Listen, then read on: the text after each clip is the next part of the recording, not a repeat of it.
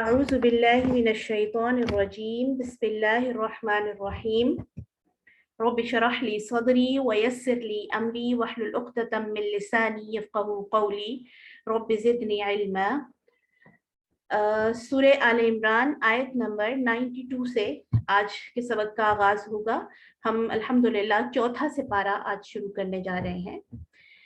लन तनालुल बिर्रा हत्ता तुनफिकू मिम्मा तुहिब्बून, लन हरगिज नहीं, तनालुल बिर्रा तुम पहुंच सकते नेकी के एसेंस को या नेकी की सबसे ऊंची कैटेगरी को या हाईएस्ट लेवल की नेकी को, हत्ता तुनफिकू मिम्मा तुहिब्बून, जब तक कि तुम वो खर्च ना करो अल्लाह के रास्ते में जिसे तुम मोहब्बत करते हो, जिस जो तुम्हारी सबसे फेवरेट चीज है, जब तक तुम उसको अल्लाह के रास्ते में खर्च नहीं करते, समझ लो कि तुम हाईएस्ट लेवल ऑफ वर्च्यू को हासिल नहीं कर सकते। यहाँ पर इंसानी साइकोलॉजिकली एक यानी इंसानी नफ्सियात की एक बड़ी अहम चीज को टच किया गया है कि इंसान के ऊपर सबसे ज्यादा देखिए मुश्किल उसको लगता है जो उसकी फेवरेट चीज होती है उसको किसी को देना या उसको खर्च करना या अपने फेवरेट कामों को, या इसमें मैं हमेशा ये भी ऐड करती हूँ कि जो आपकी बहुत पसंदीदा एक्टिविटीज होती हैं उनको छोड़ना। ठीक है, तो यहाँ पर एक हमें बहुत प्यारा फॉर्मूला समझाया जा रहा है कि अगर तुम हाईएस्ट लेवल की सबसे ऊंचे लेवल की नेकी तक पहुंचना चाहते हो या तुम ये चाहते हो कि हम अल्लाह के करीब होने वाले कामों का हमें पता चल जाए कि किस तरीके से हम अल्लाह के करीब तरीन हो सकते हैं, तो उसका एक फॉर्मूला ये है कि जो तुम्हारा बिलवड है, जो तुम्हारा फेवरेट है, जो तुम्हारी सबसे पसंदीदा चीज है, उसको अल्लाह के रास्ते में दे दें। ठीक है, अब इसमें क्या क्या आ सकता है आपकी, देखिए जब हम अल्लाह के रास्ते में सदका करते हैं तो बेहतरीन माल खर्च करें। ठीक है, जो इसमें मैं हमेशा ये कहती हूँ कि जो आपने बहुत मेहनत से कमाया हुआ है वो आपको बहुत फेवरेट होता है कि हमारा बड़ी हमने मुश्किल से मुशक्कत से हासिल किया, उसमें से अल्लाह के रास्ते में दें। इसी तरह जो आपकी पसंदीदा अशिया हैं उनको अल्लाह के रास्ते में सदका करें। ऐसा ना हो कि हमेशा हम जैसे अमूमन हमारी आदत होती है कि हम जब सदका करते हैं या अल्लाह के रास्ते में दे रहे होते हैं तो हम वो चीज़ें अमूमन देते हैं जो हमारे अपने यूज में कम आती हैं या हमारे इस्तेमाल अब हम नहीं करते उनको, या बच्चों को जैसे छोटे हो जाते कपड़े या अपने हमारे पिछले सीजन के कपड़े होते हैं। इसका ये मतलब नहीं है कि वो चीजें नहीं दी जा सकती, वो भी दी जा सकती हैं। ठीक है, नीयत अल्लाह सुब्हानहू व तआला के नजदीक सबसे अहम है। उन चीजों को भी हम सदका ही काउंट करते हैं, वो भी सदका में ही शुमार होती हैं, खैरात में ही शुमार होती हैं, और इंशाल्लाह उनका भी अल्लाह के हाँ हमारे लिए अजर महफूज होगा। लेकिन अगर हम कहते हैं ना जैसे एक्सेलेंस तक जाएं, बेहतरीन, जैसे सुपरलेटिव डिग्री, सबसे बेहतर क्या है, वो ये है कि जब आप अल्लाह के रास्ते में खर्च करें तो वो चीज खर्च करें जो सबसे ज्यादा फेवरेट है। इसी तरह जो आपका, आप जिस स्किल में बहुत माहिर हैं, ठीक है, जो काम आप बहुत बेस्ट वे में कर सकते हैं, उसमें से जरूर अल्लाह के नाम पर किसी को एक्सपर्ट कर दें। जैसे मिसाल के तौर पर कोई कंप्यूटर स्किल्स हैं या आपको कोई सब्जेक्ट स्पेशलिस्ट है, आप किसी खास सब्जेक्ट का अच्छा नॉलेज है, उसको जरूर आप दूसरों से शेयर कर लें। किसी एक दो या तीन लोगों को जरूर, यानी जितना आप अफोर्ड कर सकते हैं उन लोगों को फी सबीलिल्लाह वॉलंटियरली उस चीज में जो है वो ट्रेनिंग दी जा सकती है। इसी तरह वो काम जिनका लगता है आपको कि हम उसके बगैर नहीं रह सकते, यानी ये ऐसे काम है कि ये हमारी जिंदगी का हिस्सा बन गए हैं, लेकिन जब आपको पता चल जाए कि अल्लाह इन कामों को पसंद नहीं करता, अल्लाह से दूर करने वाले हैं ये काम, तो मोमिन की ये शान होनी चाहिए, मोमिन के लिए ये उसकी सबसे बेहतरीन चीजों में है कि जब वो ऐसे मामले के बारे में सुने कि जो अल्लाह को पसंद नहीं है, वो उसको फौरन छोड़ दे। नो मैटर कि वो उसमें कितना ज्यादा इन्वॉल्व है, नो मैटर कि उसको छोड़ने में या एक नया काम शुरू करने में उसको सोशल कितनी ज्यादा प्रॉब्लम्स का सामना करना पड़ सकता है, लोगों की मुखालफत का सामना करना पड़ सकता है। इन सारी चीजों को पीछे रख के अगर अल्लाह की पसंदीदा चीजों को आप अपनाने जा रहे हैं, जैसे फॉर इंस्टेंस जो लोग हिजाब नहीं करते, बहुत मुश्किल है कि एकदम से हिजाब आप शुरू करें।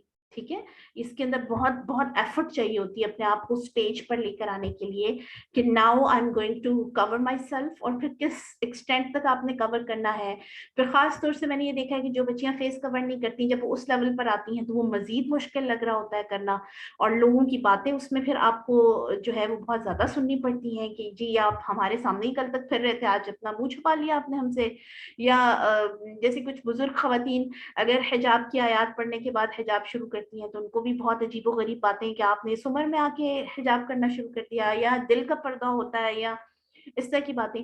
तो आप जब अल्लाह का पसंदीदा कोई भी काम करने जाते हैं उसको इस नियत से करें, ये जो आयत है कि जब तक कोई फेवरेट चीज अल्लाह के रास्ते में ना दे दें। आप देखिए ये बहुत मजे की बात होती है, और हर हर खातून के अंदर ये मुझे लगता है बड़ा नेचुरल है कि अपने आप को अपने ड्रेसिंग को, अपने आप को दूसरों के सामने जाहिर करना, प्रेज लेना, तारीफ सुनना, ये सबको बहुत अच्छा लगता है।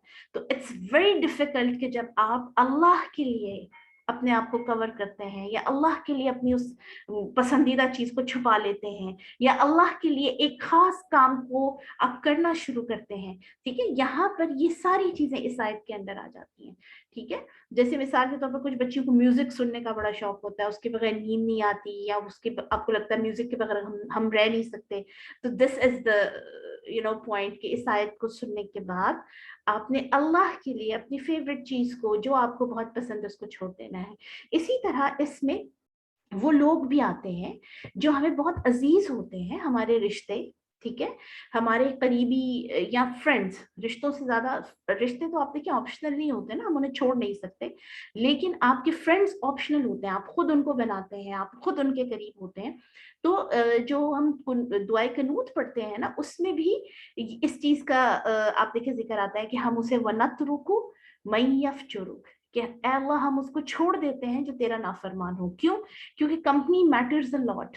आपके जो फ्रेंड्स हैं, आपके जो साथी हैं, आपके जो दोस्त हैं, आहिस्ता आहिस्ता हम ना चाहते हुए भी उन्हीं की तरह होना शुरू हो जाते हैं।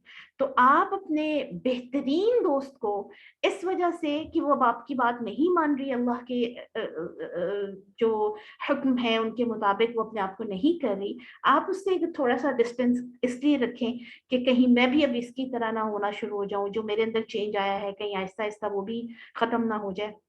तो ये भी इंशाल्लाह नेकी है, क्योंकि हदीस है कि नबी सल्लल्लाहु अलैहि वसल्लम ने फरमाया अल हुब्बु लिल्लाह वल बुग़्दु लिल्लाह, कि जो मोहब्बत है वो अल्लाह के लिए होनी चाहिए।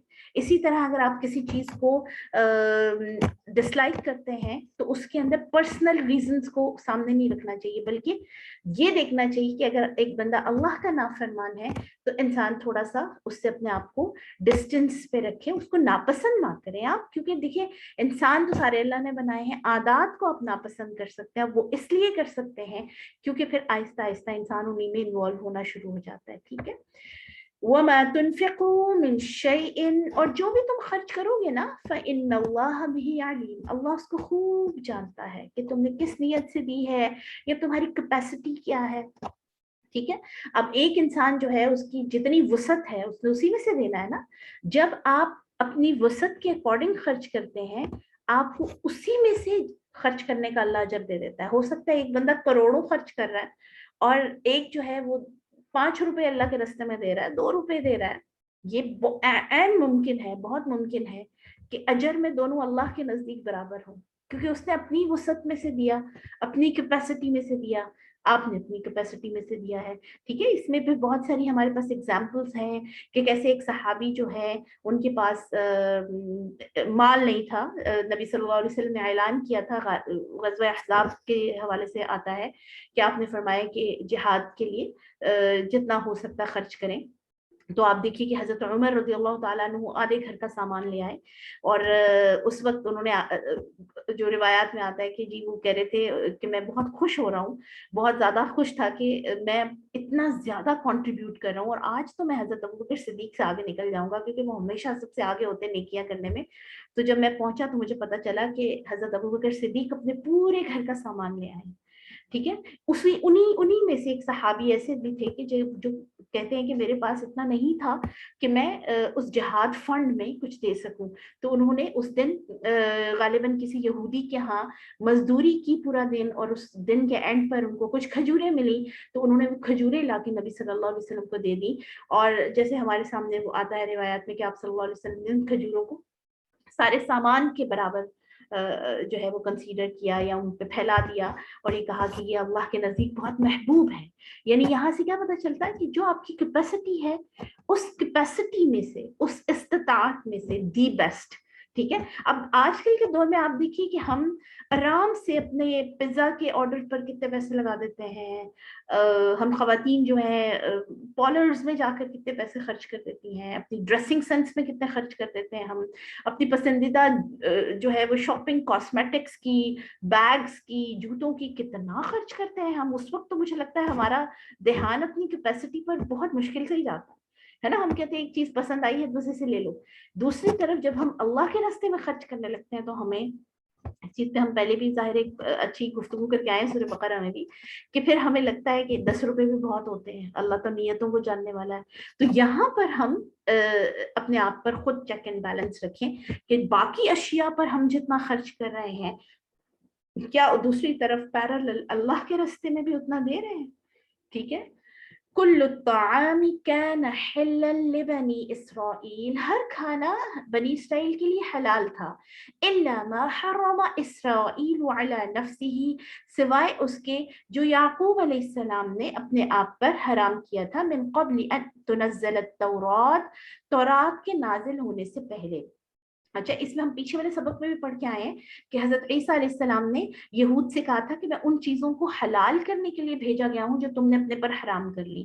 ٹھیک ہے. اب یہاں پر بھی اس چیز کا ذکر ہے کہ اسرائیل جو ہے یہ لقب ہے حضرت یعقوب علیہ السلام کا. اسرائیل کا جو لفظی مطلب ہے یہ عبرانی زبان کا لفظ ہے. ایل کہتے ہیں اللہ, اور اسراء کا مطلب ہے عبد, یعنی بندہ, عبداللہ. ٹھیک ہے. جیسے ہمارے ہاں نام ہے نا عبداللہ, اسی طرح اسرائیل یعنی اللہ کا بندہ. تو حضرت یعقوب علیہ السلام کے بارے میں آتا ہے کہ ان کو کوئی ایسا مرض غالباً لاحق ہو گیا تھا کہ انہوں نے یہ قسم کھائی تھی کہ اب میں اونٹ کا گوشت نہیں کھاؤں گا. تو بنی اسرائیل نے اس چیز کو ان سے ایسوسیٹ کرتے ہوئے کہ چونکہ ہمارے نبی یعقوب جو ہے وہ اونٹ کا گوشت نہیں کھاتے تو اب ہم بھی نہیں کھائیں گے. پھر جب سب تورات نازل ہوئی تو یہ کہا گیا کہ آپ خود سے کوئی بھی چیز کو حلال یا حرام نہیں کر سکتے. ٹھیک ہے.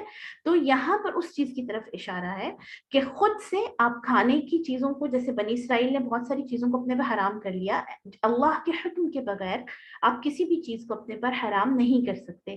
قل فأتوا بالتورات, آپ کہہ دیجئے کہ تورات کو لے کر آؤ. اگر تورات میں ایسا لکھا ہے کہ ان کا گوشت حرام ہے, اس میں یہ بھی ہے, یعنی اس کی تفسیر میں ایک چیز یہ بھی شامل ہے کہ جو اہل کتاب تھے مدینہ کے اندر, خاص طور سے یہودی, وہ نبی صلی اللہ علیہ وسلم کو اس حوالے سے بھی ٹیز کیا کرتے تھے کہ ہماری کتابوں میں تو اس فلاں چیز کو حرام کہا گیا ہے, آپ اس کو حلال کر کے بیٹھے ہوئے, اگر آپ اللہ کے سچے نبی ہیں تو آپ پر بھی حرام ہونی چاہیے. تو اس کا یہ جواب دیا جا رہا ہے کہ تورات کو ذرا لے کر آؤ اور اس کو پڑھ کے سناؤ, کہاں لکھا ہے کہ اونٹ کا گوشت کھانا حرام ہے. ٹھیک ہے. ان کنتم صادقین, اگر تم اپنے دعوے میں سچے ہو. فمن افترا علی اللہ الکذب, پھر جو کوئی اللہ پر جھوٹ گھڑ لے, من بعد ذالک, اس دلیل کے بعد بھی کہ اللہ نے بتا دیا کہ قرآن میں یا پچھلی کتابوں میں یہ چیز نہیں لکھی ہوئی کہ فلاں جانور کا گوشت جو ہے وہ نہیں کھا سکتے. فاولئک هم الظالمون, تو یہی وہ لوگ ہیں جو ظالم ہیں. قل صدق اللہ, آپ کہہ دیجئے کہ سچ فرمایا اللہ سبحانہ وتعالی نے. فاتبعوا ملت ابراہیم حنیفا, تو اب تم ابراہیم علیہ السلام کی ملت کی یا ان کے مسلک کی یا ان کے اسکول آف تھاٹ کی پیروی کرو. حنیفا, جو ایک رب کے رستے پر چلنے والے تھے. ٹھیک ہے. یہ بھی ان کے اندر ایک ڈسپیوٹ تھا کہ جو پیچھے ہم سورہ بقرہ میں بھی دیکھ کر آئے ہیں, سورہ آل عمران میں بھی شروع میں ہم نے دیکھا کہ یہود کہتے تھے کہ ابراہیم علیہ السلام یہودی تھے اور عیسائی کہتے تھے کہ جی وہ عیسائی تھے. تو فرمایا یہ جا رہا ہے کہ بھئی وہ تو ایک رب کو ماننے والے تھے. اگر تم یہ کہتے ہو کہ ابراہیم ہم میں سے تھے یا ہم ابراہیم کے رستے پر ہیں تو تم ان کے مسلک کی پیروی کرو کہ وہ تو توحیدی تھے. وما كان من المشرکین, وہ تو مشرکین میں سے نہیں تھے. إن أول بيت وضع للناس للذي ببکة مبارکا، سب سے پہلا گھر جو لوگوں کے لیے بنایا گیا عبادت کے لیے جو فکس کیا گیا، للذی یہ وہ تھا، ببکة مبارکا جو مکہ میں ہے، مبارک گھر، برکت دیا گیا گھر، وَهُدًى لِّلْعَالَمِينَ اور تمام جہان والوں کے لیے یہ ہدایت کا ایک ذریعہ ہے۔ اچھا، اس کے پیچھے یہ اس آیت کا جو شان نزول ہے یا اس کو سمجھنے کے لیے ہم یہ دیکھیں گے کہ یہود جو ہیں ان کی طرف سے جو عائد کردہ آپ صلی اللہ علیہ وسلم پر ایکوزیشنز تھے یا الزامات تھے، ان میں سے ایک یہ تھا کہ آپ نے تو قبلہ بدل لیا ہے اپنا، ہے نا؟ ہم دوسرے سپارے کے شروع میں جو تحویل قبلہ والا پڑھ کے آئے ہیں واقعہ، تو جو بیت المقدس ہے یا مسجد اقصیٰ ہے وہ سب سے زیادہ برکت والی اور سب سے زیادہ بہترین جگہ ہے، اور وہ پہلا یعنی کعبہ ہے یا پہلا قبلہ ہے جو اللہ نے سب کے لیے فکس کیا تھا۔ آپ نے مکہ کو کیوں جو ہے وہ چن لیا؟ تو اس کا جواب یہ دیا جا رہا ہے کہ بیت المقدس سے بھی پہلے جس گھر کو منتخب کیا گیا تھا اللہ کی عبادت کے لیے یا اللہ کے لیے یا اللہ کے ساتھ جس کو ایسوسیٹ کیا گیا تھا، وہ مکہ مکرمہ میں بیت اللہ ہی تھا۔ فیہ آیات بینات، اس میں بہت واضح نشانیاں ہیں، مقام ابراہیم، اور ابراہیم علیہ السلام کا مقام بھی اسی میں شامل ہے جہاں کھڑے ہو کر انہوں نے جو کعبہ ہے یا بیت اللہ ہے اس کی تعمیر نو کی تھی حضرت اسماعیل کے ساتھ مل کر۔ وَمَن دَخَلَهُ كَانَ آمِنًا، جو کوئی اس میں داخل ہوا وہ امن میں ہو گیا، امن کے اندر شامل ہو گیا۔ وَلِلَّهِ عَلَى النَّاسِ حِجُّ الْبَيْتِ، اور اللہ ہی کی رضا کے لیے، اللہ ہی کے لیے لوگوں پر فرض کیا گیا ہے بیت اللہ کا حج کرنا، من استطاع الیہ سبیلا، جو کوئی اس کے راستے کی طاقت رکھتا ہو۔ ویری امپورٹنٹ آیت کہ اس کو سمجھنا بڑا ضروری ہے۔ طاقت رکھتا ہو اس سے کیا مراد ہے؟ یعنی حج کن پہ فرض ہے کہ جو اس کی استطاعت رکھتے ہیں۔ اب استطاعت میں کیا کیا چیزیں آتی ہیں؟ ہمارے ہاں یوزلی یہ دیکھا جاتا ہے کہ مالی استطاعت، فائنینشلی اگر کوئی کیپیبل ہے تو بھائی وہ صرف حج کرے، بلکہ اس میں آپ کو 2-3 چیزیں اور بھی جو ہے وہ مد نظر رکھنی ہوتی ہیں استطاعت میں، وہ بھی چیزیں شامل ہیں۔ نمبر 1، آپ کی فزیکل حالت، آپ کی صحت، آپ کی صحت اگر اس چیز کی اجازت دیتی ہے، کیونکہ Hajj is not an easy task, حج بہت ہی ایک مشقت والی عبادت ہے، ایک صحت مند انسان اس کو کر سکتا ہے۔ ہمارے ہاں چونکہ اس کو ایسوسیٹ کیا جاتا ہے، اس کو لنک کیا جاتا ہے صرف مالی حیثیت سے یا فائنینشیل کیپیبلٹی سے، تو ہوتا یہ ہے کہ بہت ہی ضعیف یا بہت بیمار لوگ حج پہ چلے جاتے ہیں، اب وہ وہاں جا کر باقی لوگوں کے لیے بھی مصیبت بن جاتے ہیں۔ آپ دیکھیے کہ جو لوگ وہاں پر اس پہ ہوتے ہیں، ویل چیئرز پر ہوتے ہیں، جو بیچارے تیز نہیں چل پا رہے ہوتے، جو باقی کیونکہ بہت سارے اراکین ہیں حج کے، بہت سارے سٹیپس ہیں، وہ سارے نہیں کر پاتے اور مزید ان کی صحت خراب ہو جاتی ہے۔ اور پھر آپ دیکھیے کہ وہاں پہ جو لوگ ہوتے ہیں ان کے لیے بھی وہ جو ساتھ گیا ہوتا ہے ان کے، اس کے لیے بھی مصیبت، وہاں حج کے لیے جو باقی لوگ آئے ہوتے ہیں ان کے لیے بھی مصیبت۔ تو اس میں سب سے پہلی چیز ہمیں یہ دیکھنی ہوتی ہے کہ آپ اپنی صحت کو دیکھیے، آپ اپنی عمر کو دیکھیے۔ عمر سے مراد یہ نہیں ہے کہ بزرگ لوگ حج نہیں کر سکتے، اس سے مراد یہ ہے کہ اگر آپ اتنے ضعیف ہیں، کئی دفعہ ضعیف انسان جو ہے وہ ضروری نہیں کہ عمر کے ساتھ ہو، کئی دفعہ کوئی بیماری کی وجہ سے آپ کم عمر میں بھی ضعیف ہوتے ہیں، آپ سے نہیں اتنا چلا جاتا یا نہیں آپ اتنی مشقت کا کام کر سکتے، تو اس چیز کو بہت ذہن میں رکھنا چاہیے۔ تو اس کا جو حل ہے یا اس کا آلٹرنیٹو یہ ہے کہ اگر آپ کے پاس استطاعت ہے لیکن صحت کے حوالے سے یا جسمانی طور پر آپ جو ہے وہ استطاعت نہیں رکھتے، آپ اتنے صحت مند نہیں ہیں کہ سارے مشقت کے کام کر سکیں، تو پھر اس کے لیے یہ کرنا چاہیے کہ حج بدل کی اللہ پاک نے ایک سہولت دی ہوئی ہے کہ آپ کسی کو دے دیں پیسے جو حج کا شوق رکھتا ہے، صحت میں ہے، لیکن اس بیچارے کے پاس اتنی رقم نہیں ہے یا ان کے پاس اتنی استطاعت نہیں ہے کہ وہ حج کر سکیں، اور اس کا بھی آپ یقین جانیے کہ بہت بڑا اجر ہے۔ ٹھیک ہے، بجائے اس کے کہ ایک ہمارے جو مالدار ماشاءاللہ حضرات ہیں ان کے اندر ایک طرح سے مجھے ہمیشہ یہ لگتا ہے کہ یہ اسٹیٹس سمبل بن گیا ہوا ہے کہ جی ہم تو 10 حج کرائے ہیں، ہم تو جی 15 عمرے کرائے ہیں، اس چیز سے زیادہ یہ ایک شو آف سے زیادہ کہ ہم نے اتنا ہی زیادہ حج اور عمرے کر لیے، اس چیز کو مد نظر رکھنا چاہیے کہ آپ صحت کی حالت میں ہیں، آپ وہ ساری مشقت کر سکتے ہیں، شوق سے وہ سارے سٹیپس کر سکتے ہیں تو پھر جائیے. ادروائز صرف ان کے نمبرز بڑھانے کے لیے کہ ہم دوسروں کو بتا سکیں کہ ہم نے اتنے حج کیے ہیں، اتنے عمرے کیے ہیں، تو اس چیز کو ذہن میں رکھنا چاہیے کہ نبی صلی اللہ علیہ وسلم نے اپنی پوری زندگی میں کتنے حج کیے تھے؟ ایک حج کیا تھا صرف. ٹھیک ہے. اسی طرح صحابہ بہت سارے، آپ ان کی اگر سیرت پڑھتے ہیں، ہسٹری پڑھتے ہیں تو پتہ چلتا ہے کہ بہت زیادہ تعداد میں بہت کم ایسے صحابہ ہیں کہ جو بہت یعنی قریب رہتے تھے تو انہوں نے کافی حج کر لیا. ادروائز نبی صلی اللہ علیہ وسلم نے جن کو اپوائنٹ کیا یا جہاد کے لیے وہ چلے گئے دور دراز کے علاقوں میں، تو وہ بہت کم حج کر پاتے تھے مالی طور پر بھی، اور ظاہر ہے وہاں سے آنا اتنی دور سے بہت مشکل اس ٹائم پہ ہوتا تھا. ٹھیک ہے. تو ایک یا آپ کا جو بھی جتنے بھی حج ہوئے ہیں، آپ نے اس میں مکمل شوق کے ساتھ، استطاعت سے مراد یہ ہے کہ صحت کی حالت میں، جیسے مجھے ایک خاتون نے شیئر کیا تھا کہ وہ عام طور پر بھی بہت زیادہ چل نہیں پاتی، بہت ایجڈ نہیں تھی لیکن کچھ پرابلم تھی ان کو، ٹانگوں میں درد بہت زیادہ رہتی تھی. تو انہوں نے کہا کہ جب میں حج پہ گئی تو میرے سے سارے ارکان جو ہیں وہ پورے نہیں ہو سکے، تو میں اپنے ہوٹل میں پھر پڑی رہتی تھی، جہاں میں گئی تھی پھر میں وہیں پہ لیٹی رہتی تھی.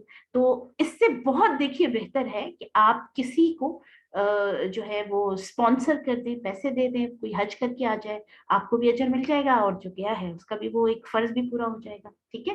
اسی طرح استطاعت میں علماء کہتے ہیں کہ عورت جو ہے وہ بغیر محرم کے حج نہ کرے. صحیح.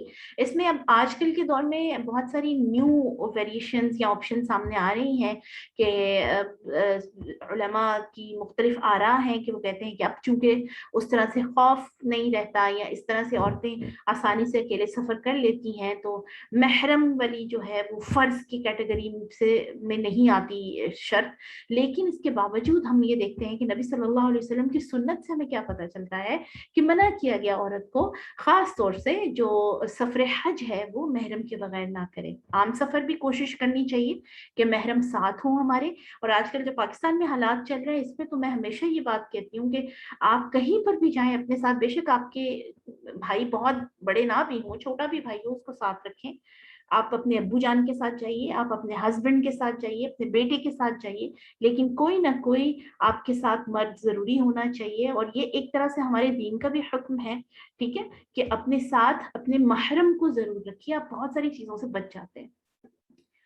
وَمَنْ كَفَرَ، پھر جو کوئی کفر کرے گا اللہ کی ان جو احکامات ہیں ان کا، فَإِنَّ اللَّهَ غَنِيٌّ عَنِ الْعَالَمِينَ، تو اللہ لوگوں کے اعمال سے بے نیاز ہے، وہ لوگوں کے اعمال کا محتاج نہیں ہے، وہ اس چیز کا محتاج نہیں ہے کہ لوگ اس کے گھر کا حج کریں. بہت سارے لوگ آپ دیکھیے جب حج کا مہینہ آتا ہے تو ہمیں لاجک سننے کو مل رہی ہوتی ہے کہ جی اتنے جو پیسے آپ نے حج پہ جو خرچ کرنے آپ کسی غریب کی مدد کر لیں.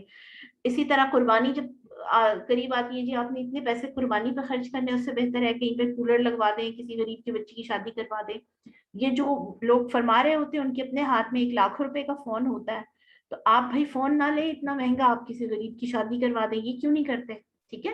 تو یعنی جو آپ کے اوپر فرائض ہیں وہ فرائض ہیں، آپ نے ان کو اسی طرح سے پورا کرنا ہے، اس کے اندر آپ اپنی جو ہے وہ حکمت نہ جھاڑیے. قل یا اہل الکتاب، آپ کہہ دیجئے اہل کتاب، لما تکفرون بآیات اللہ، تم اللہ کی آیات کا انکار کیوں کرتے ہو؟ واللہ شہید علی ما تعملون، حالانکہ تمہاری اپنی کتابوں میں یہ سب نہیں لکھا ہوا کہ جو تم ایک طرح سے الزام لگاتے ہو، تمہاری کتب میں بھی وہی احکامات ہیں آلموسٹ جو اب اللہ کی کتاب قرآن میں ہیں، تو پھر تم کیوں انکار کرتے ہو؟ واللہ شہید علی ما تعملون، اللہ خوب گواہ ہے ان کاموں پر جو تم کرتے ہو. قل یا اہل الکتاب لم تصدون عن سبیل اللہ، آپ کہہ دیجئے اہل کتاب کیوں تم روکتے ہو اللہ کے راستے سے لوگوں کو؟ من آمن، یا جو ایمان لے آیا، تبغونها عوجا، تم کوشش کرتے ہو اس کو ٹیڑے رستے کی طرف لگانے کی. وَأَنْتُمْ شُهَدَاء، حالانکہ تم گواہ ہو کہ یہ اللہ کا سیدھا رستہ ہے. ٹھیک ہے. یعنی یہ اس وقت کے بھی یہود و نصارہ کا یہی کام تھا. آج بھی ہم کفار کی سازشیں دیکھیں تو ہمیں پتہ چلتا ہے کہ ایمان والوں کو اللہ کے رستے سے روکنا جتنا ہو سکے ان سے. آپ دیکھیے کتنا زیادہ خرچ کرتے ہیں میڈیا پر، ہر ملک کے اور خاص طور پہ اسلامی ممالک کے میڈیا پر کہ جو ہے وہ مسلمان نسل کو الٹے طریقوں کی طرف لگایا جا سکے، غلط چیزوں کی طرف لگایا جا سکے. اسی طرح اس زمانے میں بھی جو اہل کتاب تھے ان کی پوری کوشش ہوتی تھی کہ جو ایمان لے کر آیا اس کے پاس جا کر اس کو بہکانے کی کوشش کرتے تھے، یا ان کو مختلف طرح کی ان کے ذہنوں میں شکوک و شبہات ڈال دیتے تھے. ٹھیک ہے، تو ہم اس سے ریلیٹ کر سکتے ہیں کہ آج کے دور پہ بھی آپ کو سوشل میڈیا پہ بہت سارے ایسے لوگ مل جاتے ہیں جو خام خواہ دین کے احکامات کے حوالے سے لوگوں کے اندر ایمبیگوٹیز ڈالنے کی کوشش کرتے ہیں. ٹھیک ہے، وَمَا اللَّهُ بِغَافِلٍ عَمَّا تَعْمَلُونَ، اللہ غافل نہیں ہے ان کاموں سے جو تم کر رہے ہو. یا ایھا الذین آمنوا، اے ایمان والو، ان تطیعوا فریقا من الذین اوتوا الکتاب، اگر تم اہل کتاب میں سے کسی کی بھی بات مانو گے، ان گروہوں کی، یعنی مثال کے طور پر یہودیوں کی یا عیسائیوں میں سے کسی کی بھی بات مانو گے، یردوکم بعد ایمانکم کافرین، تو وہ تمہیں تمہارے ایمان کے بعد ایمان میں رہنے نہیں دیں گے جب تک کہ کافر نہ کر لیں، وہ باز نہیں آئیں گے. یعنی ان کے پیچھے عموماً سوال پیدا ہوتا ہے کہ یہ کیوں منع کیا گیا ہے کہ اب جیسے آگے چل کے ہم پڑھیں گے کہ ان سے دوستی بھی نہ کریں بہت زیادہ، پیچھے بھی ہم پڑھ کے آئے ہیں آیات میں کہ بہت کلوز نہ رہیں.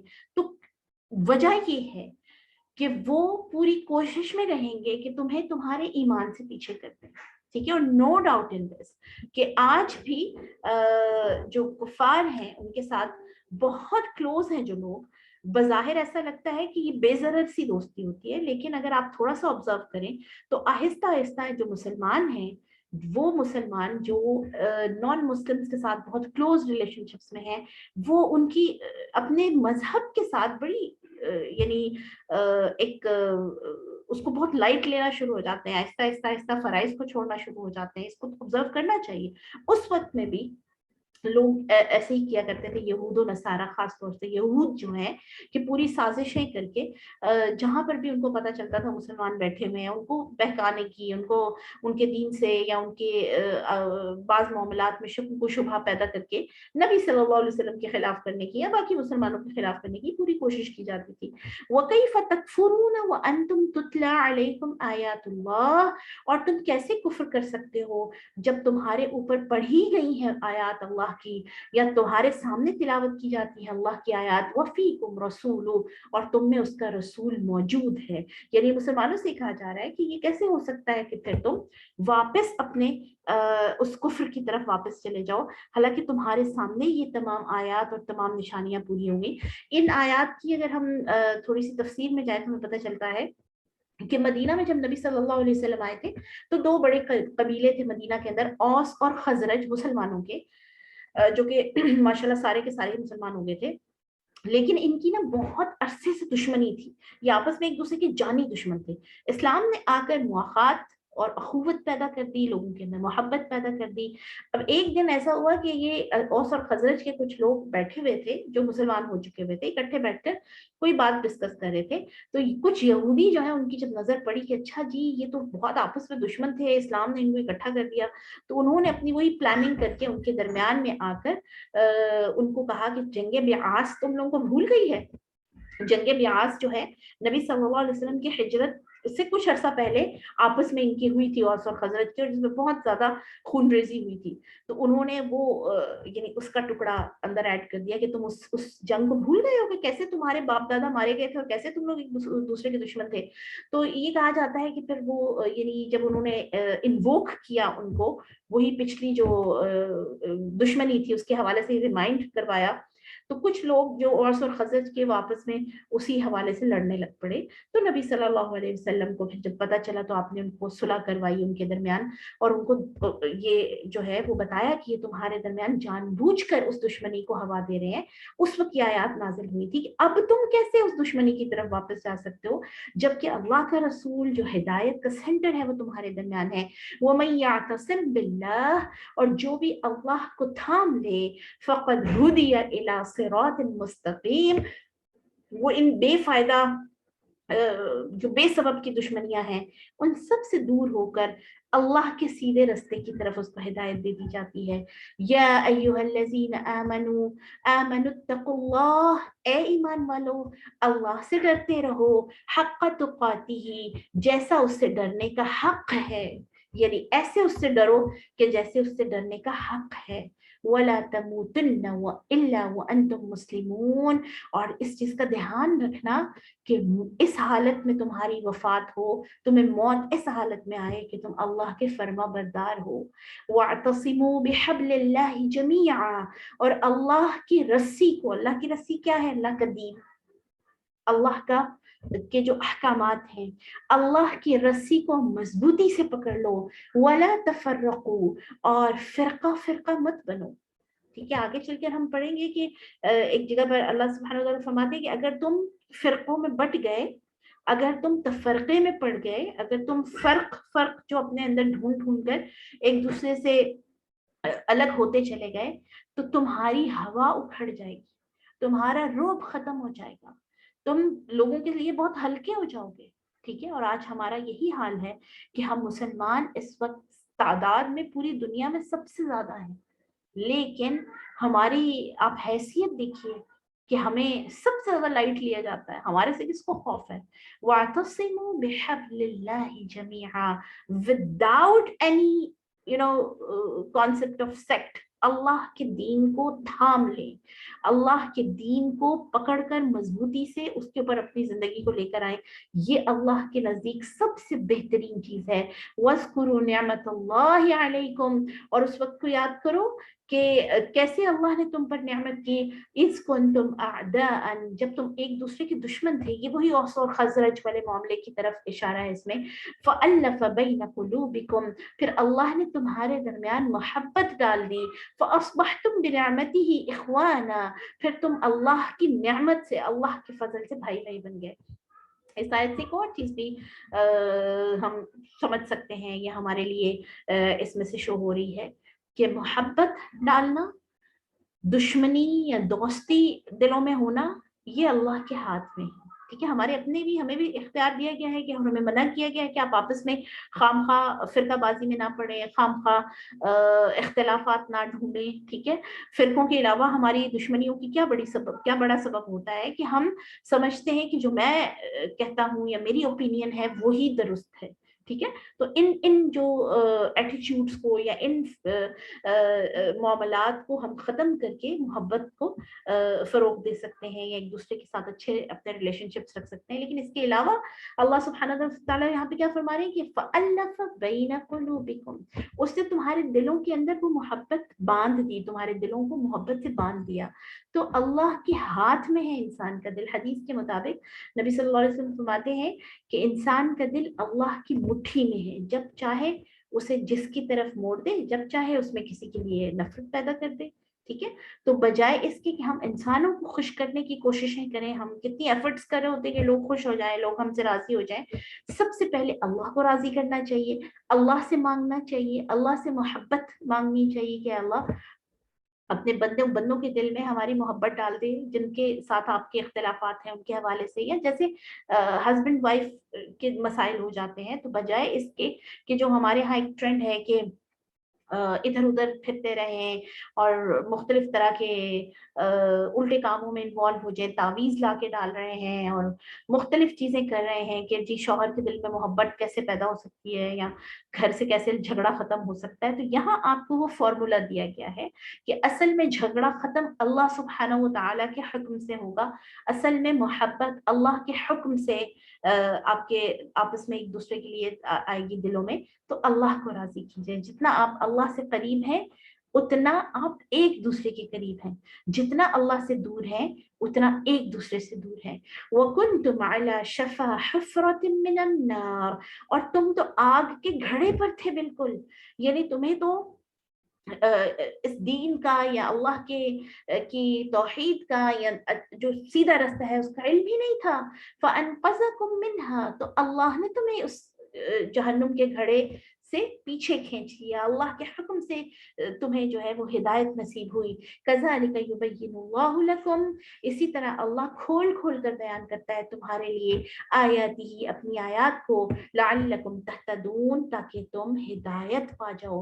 وَلْتَكُن مِّنكُمْ أُمَّةٌ يَدْعُونَ إِلَى الْخَيْرِ, اور دیکھو کہ تم میں ضرور ایسی جماعت رہے, ایسے لوگ رہیں, امتن ایسے گروپ یعنی ایسے لوگ رہیں، ایسا گروپ ضرور رہے، یدعون الی الخیر، جو خیر کی طرف دوسروں کو دعوت دیتے رہیں، وَيَأْمُرُونَ بِالْمَعْرُوفِ، اور لوگوں کو نیکی کا حکم دیتے رہیں، وَيَنْهَوْنَ عَنِ الْمُنْكَرِ، اور برائی سے دوسروں کو منع کرتے رہیں، وَأُولَئِكَ هُمُ الْمُفْلِحُونَ، یہی وہ لوگ ہیں جو فلاح پائیں گے۔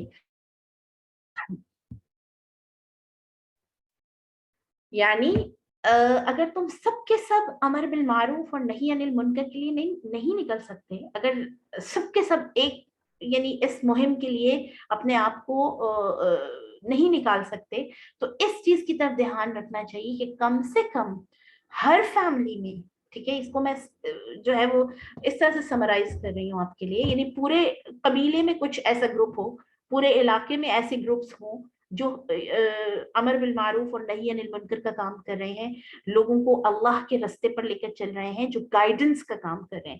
اب ہم چونکہ اس طرح کے سسٹم میں نہیں رہتے، ہمارے قبیلے نہیں ہیں، ہمارے بڑے بڑے گروپس نہیں ہیں، تو اب ہم اس کو جو ہے وہ اپنے گھروں کے لیول پر لا کر دیکھتے ہیں کہ ہر فیملی میں کوئی نہ کوئی ایسا ضرور ہونا چاہیے کہ جو اللہ کے دین کی طرف دعوت دے رہا ہو۔ اور اللہ کے دین کی دعوت کب دی جاتی ہے؟ جب آپ اللہ کا دین سیکھ لیتے ہیں، جب آپ اللہ کے دین سے جڑ جاتے ہیں، جب آپ اللہ کے دین کے طالب علم بن جاتے ہیں، ٹھیک ہے، جب آپ سیکھنے اور سکھانے والے ہو جاتے ہیں، پھر ہی آپ یامرون بالمعروف اور ینہون عن المنکر والا کام کر سکتے ہیں۔ تو اصل میں یہی آپ کو ایک کرائٹیریا دے دیا گیا سکسیسفل لائف کا، آپ کو سکسیس کا، کامیابی کا ایک فارمولا بتایا جا رہا ہے کہ اصل میں کامیاب وہ ہیں جو اپنے آپ کو اللہ کے دین سے جوڑ کر رکھیں اور دوسروں کی اصلاح کا کام کرتے رہیں، اور یہ بہت اللہ کو پسندیدہ کاموں میں سے ایک ہے۔ نبی صلی اللہ علیہ وسلم کی حدیث اس حوالے سے بڑی امپورٹنٹ ہے سمجھنا، کہ آپ صلی اللہ علیہ وسلم فرمایا کہ نظر اللہ امرأن، اللہ خوش رکھے اس بندے کو، یعنی آپ صلی اللہ علیہ وسلم دعا دے رہے ہیں۔ اب آپ دیکھیے کہ کون ہے جو چاہے گا کہ ہمیں نبی صلی اللہ علیہ وسلم کی دعا نہ ملے؟ کوئی بھی نہیں ہے نا ایسا، ہر کوئی یہ کہے گا کہ آپ صلی اللہ علیہ وسلم کی دعا ہمیں مل جائے۔ تو یہ اس حدیث میں آپ کو وہ دعا مل رہی ہے، پروفٹ صلی اللہ علیہ وسلم کی طرف سے یہ دعائیہ الفاظ ہیں، نظر اللہ امرأن، چمکتا رہے وہ بندہ۔ عربک چونکہ بڑی ایک کنسائز لینگویج ہے، تو ایک ورڈ کے کئی طرح کے آپ کے سامنے ترجمے آتے ہیں۔ پھلتا پھولتا رہے، نظارہ پھلتا پھولتا رہے، چمکتا رہے، شاندار حالت میں رہے، خوش رہے، جیسے ہم کسی کو بہت خوش ہو کے دعا دیتے ہیں نا کہ اللہ تمہیں خوش رکھے، خوش رہے۔ امرأن، وہ بندہ، سمع مقالتی، جو میری باتیں سنتا ہے، فحفظها، پھر ان کو یاد کرتا ہے، فبلغها، پھر ان کو آگے پہنچاتا ہے، اس پر عمل کرنے کے بعد اس کو آگے پہنچاتا ہے۔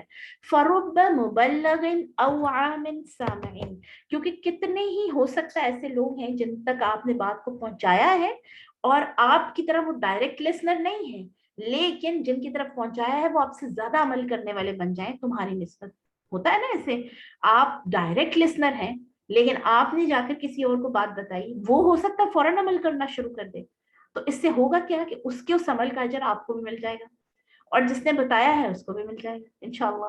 تو نبی صلی اللہ علیہ وسلم کی اس حدیث سے ہمیں اس چیز کی امپورٹنس پتہ چل سکتی ہے کہ یہ کتنا اہم ہے اپنے آپ کو اللہ کے دین سے جوڑنا اور اس کے بعد لوگوں کی اصلاح کا کام کرنا۔ خیرکم من تعلم القرآن وعلمہ، یہ کیوں کہا گیا کہ سب سے اچھے وہ ہیں جو سیکھتے ہیں اور سکھاتے ہیں قرآن کو؟ کیونکہ یہ جو آیت ہے نا، اس کے اندر جو ٹاسک بتایا جا رہا ہے اس کیٹیگری میں آتے ہیں کہ یہی وہ لوگ ہیں جو اصل میں کامیاب ہیں۔ اللہ ہمیں ان کامیاب لوگوں میں شامل کر دے، اللہ ہمیں اپنی نسلوں سمیت اپنے دین کے لیے، اپنے دین کی خدمت کے لیے چن لے، امر بالمعروف اور نہی عن المنکر کے لیے چن لے۔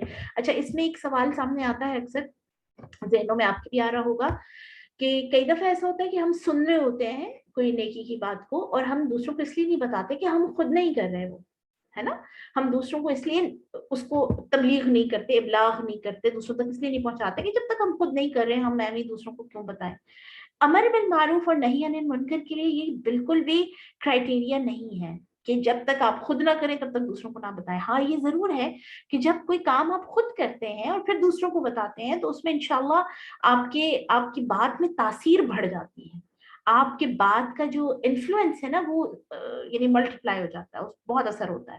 لیکن اگر ایسا مثال کے طور پر تہجد کا حکم ہے، آپ تہجد کے فضائل بیان کریں جی. اب تہجد کے فضائل کے اندر 1 گھنٹہ، جیسے میں اسلامک اسٹڈیز کی ٹیچر ہوں، مجھے ان سارے ٹاپکس پہ بات کرنی پڑتی ہے، تو کئی دفعہ ایسا ہوتا ہے، بلکہ اکثر ایسا ہوتا ہے کہ ہم خود نہیں پڑھ پاتے تہجد، چھوٹے بچے ہیں، بہت سارے کام ہیں. لیکن جب آپ دوسروں کو بتا دیتے ہیں نا، اتنی دیکھیے خوشی کی بات ہوتی ہے کہ کوئی اور پڑھ رہا ہے اور وہ آپ کو بتاتا ہے جی آپ نے بتایا، آپ نے جب بتایا ہمیں تو ہم یہ کام کرنا شروع ہو گئے.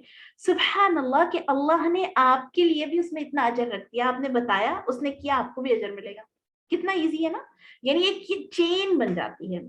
حدیث شریف میں آتا ہے کہ الدال علی الخیر کفاعلہ، نیکی کی طرف رہنمائی کرنے والا نیکی کرنے والے کی طرف ہے، کرنے والے کی طرح ہے. یعنی اگر آپ کسی کو اچھے کام کی طرف اس کی رہنمائی کر رہے ہیں، خود نہیں کر پا رہے کسی مجبوری کی وجہ سے، ٹھیک ہے، شوق سے نہیں، یعنی جی ہم تو نہیں کر پا رہے، اس کو بتا دیتے ہیں وہ کرے گا مجھے بھی ثواب مل جائے گا، یہ بالکل نہیں ہونا چاہیے. یعنی خود شوق اور محبت نیکی کی رہنی چاہیے دل میں.